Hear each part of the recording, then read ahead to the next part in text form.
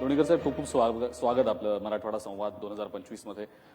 मराठवाड्याच्या आज आणि उद्यावर आपण बोलतो. अनेक मान्यवरांनी याआधी अनेक मुद्द्यांवर भाष्य केलेलं आहे. आपलं नेमकं काय विजन आहे मराठवाड्याच्या दृष्टीने? मी मनापासून लोकशाही न्यूजचे संपादक आणि सर्व प्रतिनिधी आपल्याला सगळ्यांना धन्यवाद देतो, आपले आभार मानतो की मराठवाड्याच्या विकासावर आपण ही जी चर्चा घडवून आणलेली आहे, मराठवाड्याच्या विकासाचं व्यासपीठ आपण इथं निर्माण केलेलं आहे. मराठवाड्यातल्या 2 कोटी जनतेपर्यंत लोकशाही न्यूजच्या माध्यमातून ही सगळी माहिती घराघरापर्यंत जाण्यासाठी आपण हे या कार्यक्रमाचं नियोजन केलं. त्याबद्दल आपले सर्व लोकशाही न्यूजच्या प्रतिनिधींचे मनापासून आभार मानतो, धन्यवाद देतो. मराठवाड्याच्या विकासावर जी आत्ता चर्चा झालेली आहे, अनेक मान्यवर आमदार, खासदार, आजी माजी यांनी आपलं मत व्यक्त केलेलं आहे. हे खरं आहे की गेली 50 वर्ष सातत्यानं मराठवाड्यावर अन्याय झालेला आहे. याची चर्चा सातत्यानं होते. 50 वर्षाच्या राजवटीमध्ये मराठवाड्यातला जो प्रश्न आहे किंवा जे प्रश्न आहेत, मग शेतकऱ्याच्या शेतीच्या पाण्याचा प्रश्न असेल, विजेचा प्रश्न असेल, शेतात जाणाऱ्या रस्त्यांचा प्रश्न असेल, ग्रामीण भागातला जिल्हा मार्ग, तालुका मार्ग, गावाला जोडणारे रस्ते असतील, नॅशनल हायवे असतील, सिमेंट रोड असतील, शेतीला लागणारी वीज असेल, शेतीला लागणारं पाणी असेल, मराठवाड्याचं शिक्षण असेल, मराठवाड्याची आरोग्य सेवा असेल, सातत्यानं मराठवाड्यावर 50 वर्ष अन्याय झाला, ही खंत मराठवाड्याच्या मनामध्ये होती. आणि केंद्रामध्ये माननीय नरेंद्रजी मोदी यांचं सरकार आलं. मागच्या 10 वर्षातला फरक मी आपल्या समोर आणि मराठवाड्यातल्या 2 कोटी जनतेच्या समोर ठेवण्याचा प्रयत्न करणार. राज्यामध्ये गेल्या 10 वर्षामध्ये जे महायुतीचं सरकार आलेलं आहे आणि या महायुतीच्या सरकारच्या माध्यमातून जी कामं झालेली आहेत ती जनतेच्या समोर आहे, पण याला चालना देण्याचं काम लोकशाही न्यूजनं केलेलं आहे. मराठवाड्यात सातत्यानं जो दुष्काळ पडतो, 2 वर्षाला 3 वर्षाला दुष्काळावर मराठवाड्याला दुष्काळाचा सामना करावा लागतो. मी अगोदरच सांगितलं, मराठवाड्याच्या सिंचनावर मराठवाडा प्रामुख्यानं शेती व्यवसायावर अवलंबून आहे. संभाजीनगर शहर सोडलं तर ग्रामीण 7 जिल्ह्यामध्ये फार काही उद्योगधंदे नाही आहेत, नोकरी नाही आहे. आणि मराठवाड्याचं मुख्य उत्पन्न किंवा आमचं जीवनमान जे आहे ते शेतीवर आहे. बरोबर. शेतीवर अर्थव्यवस्था असल्यामुळं 2 वर्षाला 3 वर्षाला दुष्काळ पडतो आणि दुष्काळ पडलं की मराठवाड्यामध्ये 4000 टँकरनं आम्ही पाणी देतो. लातूरला एवढी वर्ष मुख्यमंत्रीपद होतं. स्वर्गीय इंदिरा गांधी नंतरचं 2 नंबरचं पद केंद्रामध्ये मंत्रीपद लातूर जिल्ह्याला होतं. पण लातूरला प्यायला पाणी नाही, पशुपक्षी मरत होते, जनावराला प्यायला पाणी नाही आणि विहिरीतलं धरणातलं सगळं लातूर जिल्ह्यातलं दुष्काळात पाणी संपलं. मी पाणी पुरवठा खात्याचं राज्य होतो, मंत्री होतो. आम्ही पश्चिम महाराष्ट्रातून पाणी दिलं, मिरजवरून रेल्वेनं पाणी आणलं, पाणीच संपलं होतं, कुठंच पाणी नव्हतं. मराठवाड्याच्या शेतीला पाणी मिळाल्याशिवाय मराठवाड्याचा विकास होऊ शकणार नाही. आणि म्हणून मी मंत्री झाल्यानंतर आम्ही मराठवाडा वॉटरग्रीड करण्याचा निर्णय घेतला. आमचे प्रधान सचिव, सदस्य सचिव, आमची सगळी टीम 17 लोकांची आम्ही गुजरातला गेलो. तत्कालीन अर्थमंत्री सुधीर भाऊ मुनगंटीवार, फायनान्स मिनिस्टर आणि विभागाचे सचिव, पाणी पुरवठा विभाग, अर्थ विभाग, नियोजन विभाग, अशी सगळी टीम आम्ही गुजरातला गेलो. गुजरातची वॉटरग्रीड बघितली. कच्छ भागामध्ये गुजरातला रेल्वेनं पाणी असायचं. मोदीजी मुख्यमंत्री झाल्यावर राज्याची वॉटरग्रीड झाली. आणि एकाच धरणावरून संपूर्ण राज्याला पाणी. याच धर्तीवर आम्ही मराठवाडा वॉटर ग्रीड करण्यासाठी गुजरातची ग्रीड बघितली. तेलंगणा छोटं राज्य आहे आणि आपल्या मराठवाड्याच्या पाण्यावर गोदावरी आहे, दुधना आहे, पूर्णा आहे, मांजरा आहे. छोट्या नद्या घेणार नाही मी, पण या गंगा आणि मोठ्या नद्या या मराठवाड्यातलं पाणी तेलंगणामध्ये वाहून जातं आणि ते खाली पुन्हा आंध्र प्रदेशमध्ये जातं. तेलंगणा सरकारनं 50,000 कोटीची वॉटर ग्रीड केली.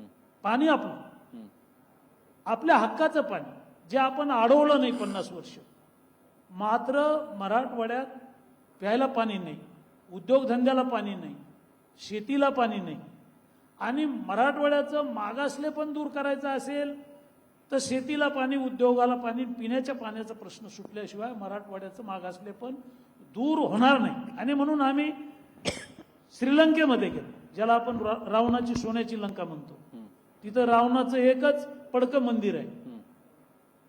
आता सोनं बिनं काही नाहीये. मला वाटलं वॉटर ग्रीडला आपणही काही सोनं आणावं, पण तिथं सोनं नाहीये. मात्र प्रभू रामचंद्राचे हजारो मंदिर आहेत तिथं. आणि आम्ही ती ग्रीड बघितली. तिथं 10 दिवस आम्ही त्याचा अभ्यास केला सगळ्यांनी. तज्ज्ञ लोकांना घेऊन गेलो होतो आम्ही ऑस्ट्रेलियामध्ये गेलो. 2 कोटीची लोकसंख्या असणारा देश आणि पाण्याचं त्यांनी काय नियोजन केलं याचा आम्ही अभ्यास केला 15 दिवस सगळ्या टीमनं. आणि या ठिकाणी 25 वर्ष दुष्काळ पडला तर एकही टँकर लागत नाही. ऑस्ट्रेलियाचं भौगोलिक क्षेत्रफळ भारतापेक्षा दुप्पट आहे आणि लोकसंख्या फक्त 2 कोटी आहे. जगात सगळ्यात कमी इस्रायलमध्ये पाऊस कमी पडतो. म्हणजे आपल्याकडे 1 दिवस जेवढा पाऊस पडतो तेवढा इस्रायल देशामध्ये वर्षभरात पाऊस पडतो. वाळवंट आहे, काळी माती कपाळाला लावायला नाही, सगळं वाळवंट म्हणजे वाळू आहे. आणि तिथलची वॉटर ग्रीड बघितली आम्ही. 35 वर्षात ज्या ज्या वेळाला दुष्काळ पडला, पाऊस पडला नाही, मात्र तिथं टँकर लागत नाही, एवढं चांगलं नियोजन झालेलं आहे. मात्र केंद्रात आणि राज्यात एकाच पक्षाचं सरकार 50 वर्ष असताना आमच्या पिण्याच्या पाण्याचा प्रश्न सुटला नाही, आमच्या शेतीचा प्रश्न सुटला नाही, आमच्या उद्योगधंद्याला पाणी नाही म्हणून संभाजीनगर असो की मराठवाडा असो सगळे उद्योगधंदे बंद पडले. आमचे नागरे साहेब मुख्य अभियंता असतील इथं कदाचित, ते पाण्यावरती काम करतात. तर वॉटर ग्रीड करण्याच्या संदर्भात सगळ्या चांगल्या वॉटर ग्रीड बघून आम्ही इस्रायलचं तंत्रज्ञान आणायचं ठरवलं आणि त्याचा पायलट प्रोजेक्ट परतूरला केला. माझ्या मतदारसंघात 3 तालुके आहेत, परतूर, मंठा आणि जालना.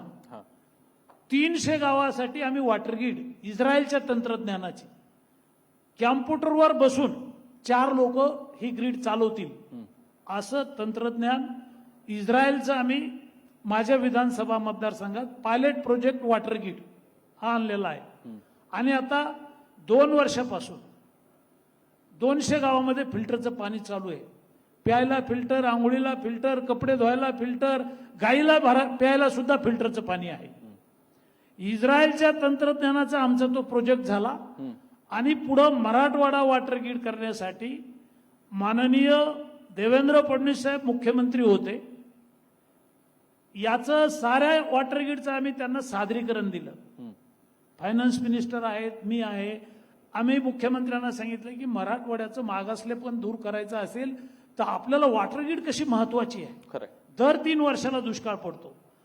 सादरीकरण दिल्यानंतर इस्रायलच्या पंतप्रधानांसोबत मुंबईमध्ये मराठवाडा वॉटर ग्रीड करण्याच्या संदर्भातला करार झाला आणि इस्रायलचं तंत्रज्ञान तिथलच्या पाणी पुरवठा खात्याचे अधिकारी, महाराष्ट्राचे पाणी पुरवठा खात्याचे अधिकारी, जलसंपदा विभागाचे अधिकारी, महसूल विभागाचे अधिकारी, सगळ्या अधिकाऱ्यांना मराठवाड्यामध्ये 35 वर्षात कोणत्या जिल्ह्यात, कोणत्या तालुक्यात, कोणत्या धरणावर किती पाऊस पडला आणि पावसाचं पाणी भूगर्भामध्ये किती गेलं, मराठवाड्याचं पाणी आंध्र आणि तेलंगणात कसं वाहून गेलं, याचं सगळा अभ्यास करण्यासाठी 1 वर्ष लागलं.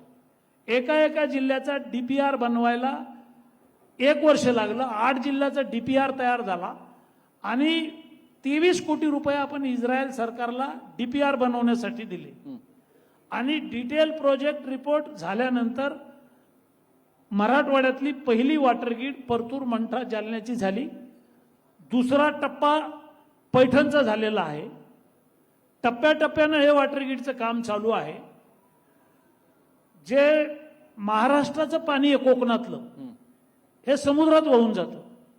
हे समुद्रात वाहून जाणारं पाणी जोपर्यंत तुटीच्या खोऱ्यात आणलं जात नाही, तुटीच्या खोऱ्यात आणलं जात नाही, DPR प्रमाणे कोकणामध्ये जी काही जमीन आहे, डोंगर आहे आणि पाणी वाहून जातं इथलचं, ते मराठवाड्यात आणण्याचा निर्णय माननीय देवेंद्र फडणवीस साहेबांच्या सरकारने घेतलेला आहे आणि त्याचं काम चालू झालंय. बोगद्यामधून पाईपलाईन टाकून हे सगळं पाणी आणायचं आहे. मराठवाड्यावरचा 50 वर्षाचा अन्याय दूर करायचा तर हे कोकणातलं वाहून जाणारं पाणी मराठवाड्यात आणणं आणि मराठवाड्यात जो पाऊस पडतो तर एका जिल्ह्यात पाऊस पडतो तर दुसरा जिल्हा कोरडा असतो. 4 जिल्ह्यात पाऊस पडतो तर 4 जिल्हे कोरडे असतात. अशा वेळी जायकवाडीचं पाणी जे आहे, महापूर आला की हे पाणी आपण सोडून देतो, आंध्र तेलंगणात जातं. गोदावरी, दुधना, पूर्णा, मांजरा या नद्याचं पाणी मोठ्या प्रमाणावर खालच्या राज्यात वाहून जातं ना. आपल्या पाण्यावर 50,000 कोटीची ग्रीड केली त्यांनी, तेलंगणा सरकारनं. छोटं राज्य आहे, 2 कोटी लोकसंख्या आहे. आपल्या बजेटच्या 25% त्या राज्याचं बजेट आहे, 50,000 कोटीचं. शेतकऱ्यांच्या आत्महत्या थांबवायच्या असतील, मराठवाडा सुजलाम सुफलाम करायचं असेल तर वॉटर ग्रीड करावी लागेल. मात्र वॉटर ग्रीडचं काम गतीनं होणं आवश्यक आहे. मी मंत्री असताना याचा डिटेल प्रोजेक्ट रिपोर्ट बनवला, आम्ही DPR बनवले, त्याचे टेंडर काढले. राज्याच्या तिजोरीत त्यावेळेलाही काही फार पैसा नव्हता, काँग्रेसकडून आमच्याकडे सत्ता आलेली होती. पण या वॉटर ग्रीडला आम्ही इस्रायलकडून काही लोन घेता येईल का?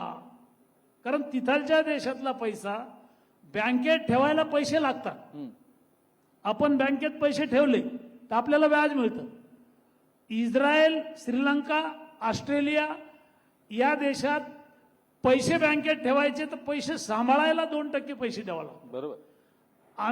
मी स्वतः पुढाकार घेतला, प्रधान सचिव आहेत, देवेंद्रजी आहेत, अर्थमंत्री तत्कालीन आहेत, की इस्रायल सरकारकडून आपल्याला 70% लोन घ्यायचं, कर्ज घ्यायचं आणि 70% कर्ज घेऊन 50,000 कोटी रुपयाची वॉटर ग्रीड करायची.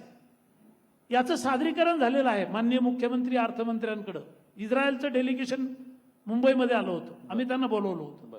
श्रीलंकेचं डेलिगेशन आलं होतं, तेही लोन द्यायला तयार होते. ऑस्ट्रेलियाचंही डेलिगेशन आलं होतं, तेही लोन द्यायला तयार होते. धर्मेंद्राचे भाऊ आहेत, आपले हिरो, महाराष्ट्र देशाचे, आपल्या महाराष्ट्राचे, त्यांच्या भावाबरोबरही बैठक झाली होती. म्हणजे अनेक लोक पिण्याच्या पाण्यासाठी निधी किंवा पैसे सरकारला व्याजावर 2% व्याजानं द्यायला तयार होते. अशा पद्धतीने ही वॉटर ग्रीड होती, ती आता पूर्णपणे आमच्या सरकारनं केंद्रावर सोडलेलं आहे. केंद्र सरकारच्या पैशातून करायचं. कारण राज्याचं जे काही सरकार आहे, लाडकी बहीण आहे, 36,000 कोटी रुपये दरवर्षी आपण त्यांना देतो. 92 लाख शेतकऱ्यांच्या खात्यात 6,000 रुपये टाकायचे. महाराष्ट्राची किसान सन्मान योजना आणलेली आहे. वीज बिल 10 वर्षाचं माफ केलेलं आहे. मोफत वीज देण्याचं सरकारचं धोरण आहे, जाहीर झालेलं आहे. त्याच्यामुळं राज्याच्या तिजोरीचा विचार करता केंद्र सरकारकडून 50,000 कोटी रुपये आणून मराठवाड्याचं मागासलेपण दूर करायचं असेल तर वॉटर ग्रीड जर झाली तर शेतीला पाणी, शेतीचं उत्पन्न वाढेल, शेतकऱ्याच्या आत्महत्या थांबतील. अशा प्रकारचा हा मराठवाड्याचा महत्वाकांक्षी कार्यक्रम आहे आणि त्याला थोडा वेळ होतोय. आम्ही अधिवेशनात बोलतो हे सगळं. मुख्यमंत्र्याबरोबर अनेक वेळा मराठवाड्यातल्या आमदारांच्या बैठकाही घेतलेल्या आहेत. केंद्र सरकारकडून पैसे आणण्यासाठी राज्याचे नेते मंडळी प्रयत्न करतायत. रस्त्याच्या बाबतीत सांगतो, म्हणजे सगळीकडं 50 वर्ष अन्याय मराठवाड्यावर झालाच. नांदेडला अनेक वर्ष मुख्यमंत्री पद होतं, लातूरला अनेक वर्ष मुख्यमंत्री पद होतं. सिंगल 1 किलोमीटर सिमेंट रोड नव्हता, एक नॅशनल हायवे 1 किलोमीटर. म्हणजे महाराष्ट्राची राजधानी मुंबई आहे, पण आम्ही तर असं समजतो की आमची राजधानी लातूर होती. एवढं साम्राज्य असताना केंद्रात दिल्लीत 1 किलोमीटर सिमेंट रोड नाही. 2 जिल्ह्यांना राज्यावर 25-30 वर्ष त्या काळात राज्य केलं, म्हणजे त्यांची 50 वर्ष गेली, 2-3 पिढ्या. मात्र नितीन गडकरी साहेबांचे मी आभार मानतो की मी गडकरी साहेबांना भेटायला गेलो. आमच्या जिल्ह्यातून दिंडी मार्ग जातो आणि 12 वारकरी चेंगरून मेले, बलिदान झालं त्यांचं. ट्रक घुसला दिंडीमध्ये, सेगावची दिंडी होती. आणि गडकरी साहेबांना मी विनंती केली की आमचं मराठवाड्याचं नॅशनल हायवे आहेत, राज्यमार्ग आहेत, आमचं मागासलेपण दूर करण्यासाठी मराठवाड्याला जरा मोठा वाटा द्या. 15 दिवसात त्यांनी आमचा दिंडी मार्ग मंजूर केला. सेगाव पासून पंढरपूर पर्यंत 450 किलोमीटरचा रस्ता दिला आणि याचं काम 3 वर्षात पूर्ण झालेलं आहे. सिमेंट रोड आहे. मराठवाड्यातले 70% रस्ते, नॅशनल हायवे, प्रमुख जिल्हा मार्ग, हायवे, राज्यमार्ग सगळे जिकडे जावं तिकडे सिमेंट रस्ते. म्हणजे 10 वर्षातला हा बदल आहे. अनेक महत्वाकांक्षी प्रकल्प होत आहेत आणि ते केंद्र आणि राज्य सरकारच्या समन्वयाने येत्या काळात पूर्ण होतीलच.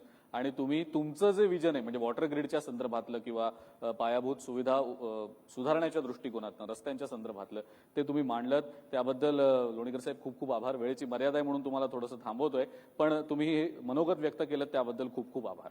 धन्यवाद. मराठवाडा संवाद 2025 पॉवर्ड बाय संत रोहिदास चर्मोद्योग व चर्मकार विकास महामंडळ, मर्यादित लीडकॉम, स्थापना 1974. Associate sponsored defence career academy, Chhatrapati Sambhajinagar व कोल्हापूर. युवक युवतींनो, भारतीय सैन्यात घडवा अभिमानास्पद करिअर.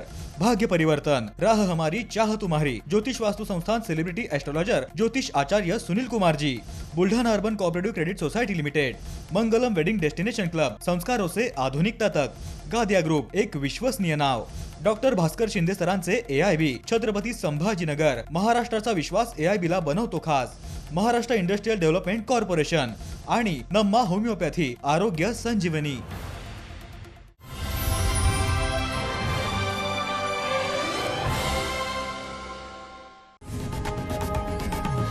लोकशाही मराठी ऐका, पहा, जागरूक रहा.